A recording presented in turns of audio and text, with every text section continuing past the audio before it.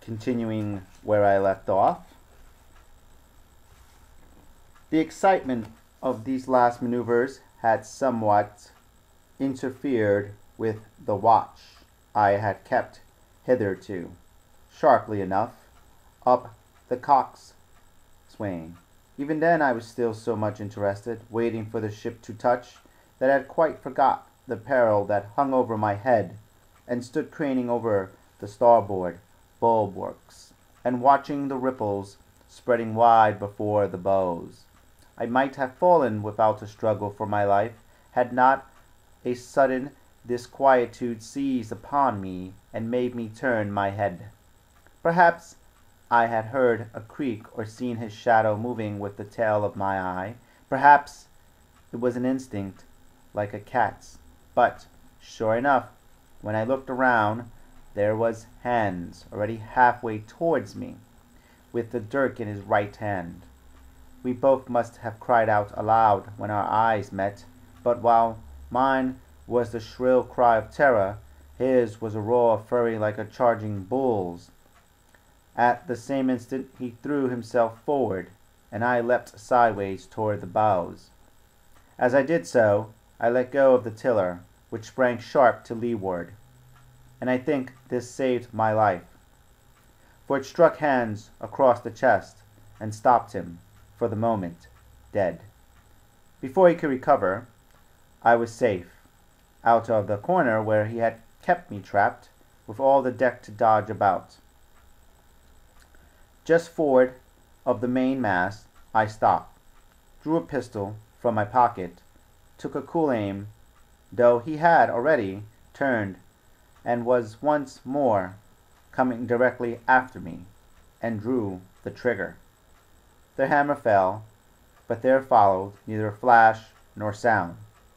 The priming was useless with sea water. I cursed myself for my neglect. Why had not I, long before, reprimed and reloaded my only weapons? Then I should not have been, as now, a mere fleeing sheep before this butcher.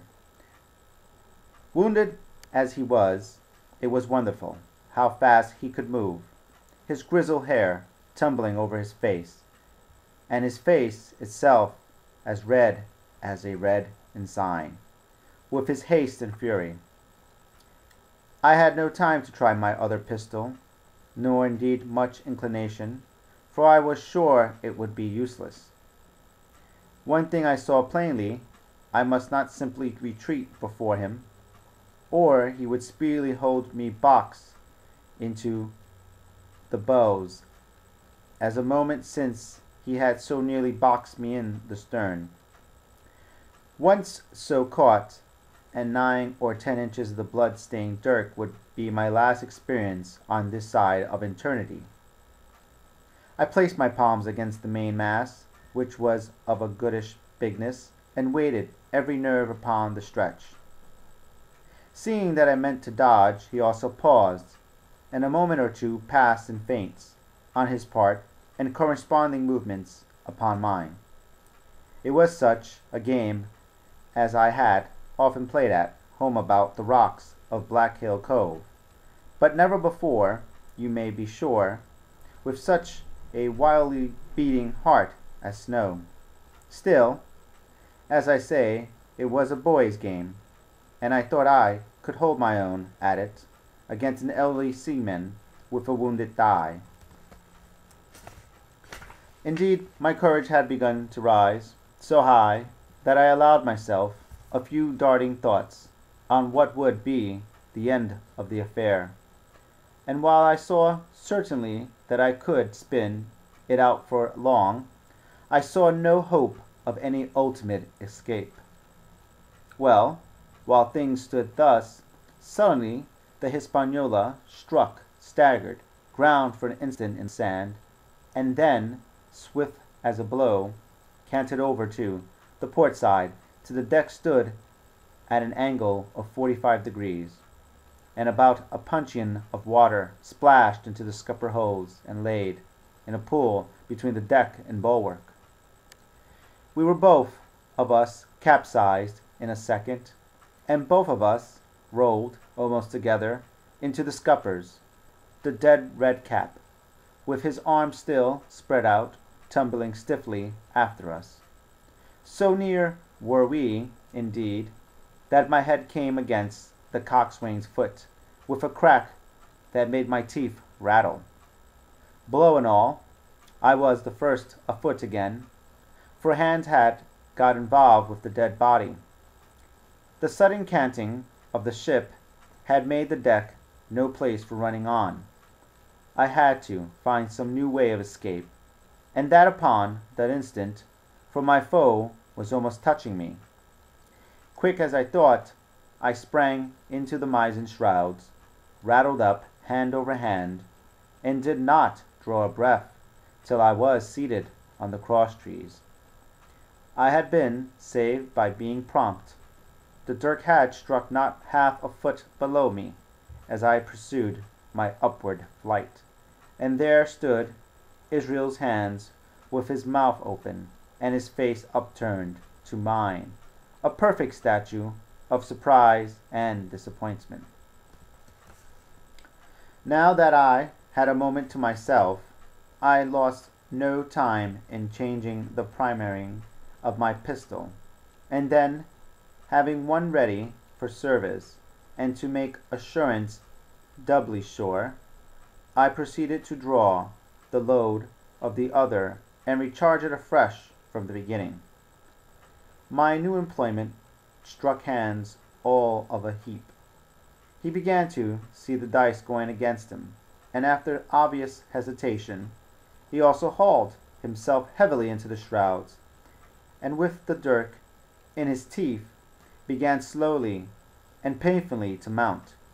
It cost him no end of time, and groans to haul his wounded leg behind him, and I had quietly finished my arrangements before he was much more than a third of the way up. Then, with a pistol in either hand, I addressed him. "One more step, Mr. Hans," said I, "and I'll blow your brains out. Dead men don't bite, you know," I added with a chuckle. He stopped instantly. I could see by the working of his face that he was trying to think, and the process was so slow and laborious that, in my newfound security, I laughed out loud.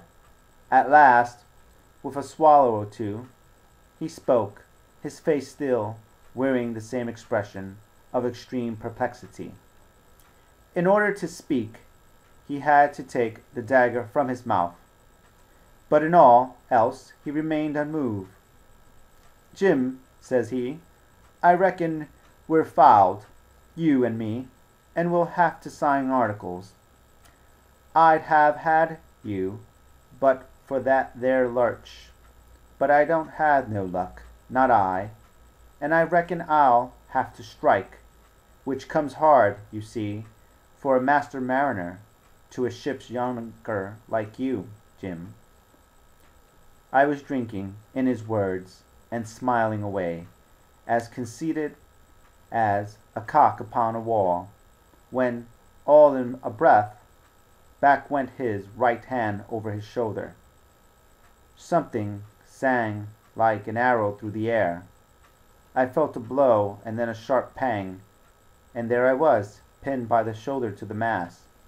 In the horrid pain and surprise of the moment, I scarce can't say it was by my own volition, and I'm sure it was without a conscious aim. Both my pistols went off, and both escaped out of my hands. They did not fall alone. With a choked cry, the coxswain loosed his grasp upon the shrouds and plunged head first into the water. And I'm going to leave it off there. Please leave a comment below. I appreciate it totally. And thank you for watching the series. And if you want to give it a thumbs up, great. If you want to give it a thumbs down, that's fantastic. I'll see you in the next episode. Bye.